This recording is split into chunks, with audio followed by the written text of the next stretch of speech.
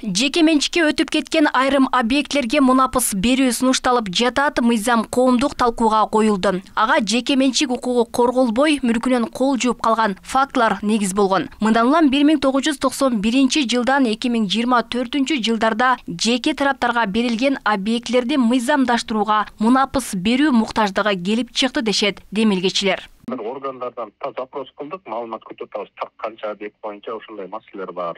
Канча вакытта приватизация болсо ошол жөнүндө эгер өз мындай таза тер маңдай менен тапкан акчага бир жерди сатып алса, мына 20 жыл 30 жыл мурун канчалык туура мыйзамдаштырылган боюнча маалымат жок да ал кишиде.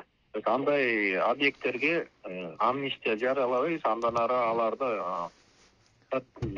тийишкени болбойт деген мыйзам болгон ошол.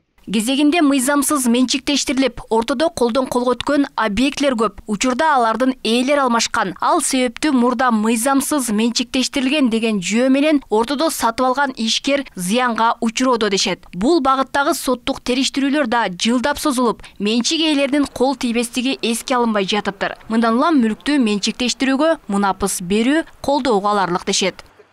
Бул деген менчик укукту коргоо багытталган да. Ошондуктан аларды сотко доо коюп, соттош процесстерин токтотууга болгон бул кадам деп эсептейм да. Себеби азыр Кыргызстанда бир нече жерлеринде ушундай арыздар каралып атат.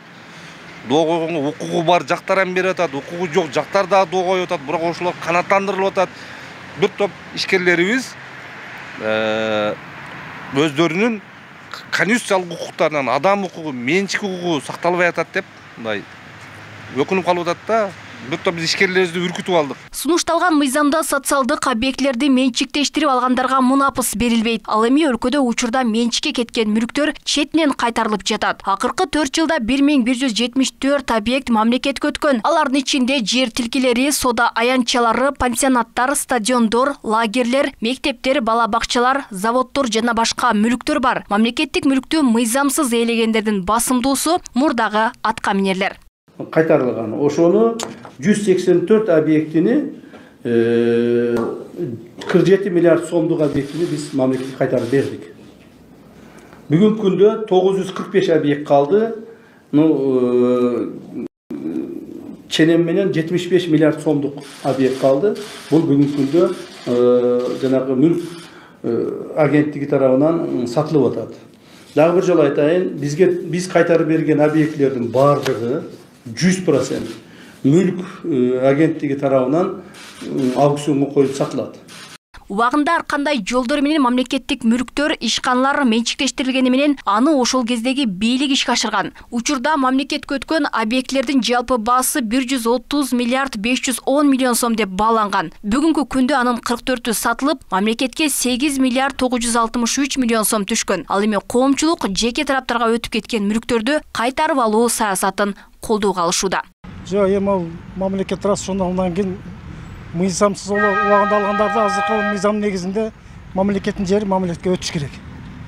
Өз адамга мисалы үчүн канча 5 соток же 7 соток положено болсо, азыр биз ошто мисалы үчүн мындай жерлер толтура алып байлар алып алганда. Ал мыйзам туура эле алып барып атат ишти. Биздин эми мыйзамды баарыбыз эле сакташ керек. Бул жагабы, жакпайбы, бизде деле ошондой кичине мүлктөр бар, эми мыйзамды сакташ керекпиз. Мурдагы бийликтегилер ушуну көзөмөлгө алган эмес. Ошол тартипсиздик болгон, башаламандык болгон. Ошон үчүн ошонча эме болуп, биздин ошубузда аябай бардак болуп кетти. Ал мамлекетти баягындай өз алдынча эле менчиктештирип, баягындай кылып, ишкана ачып атпайбы кээ-бирки жарандарчы? Ошо мамлекетке өтсө абдан жакшы болот эле.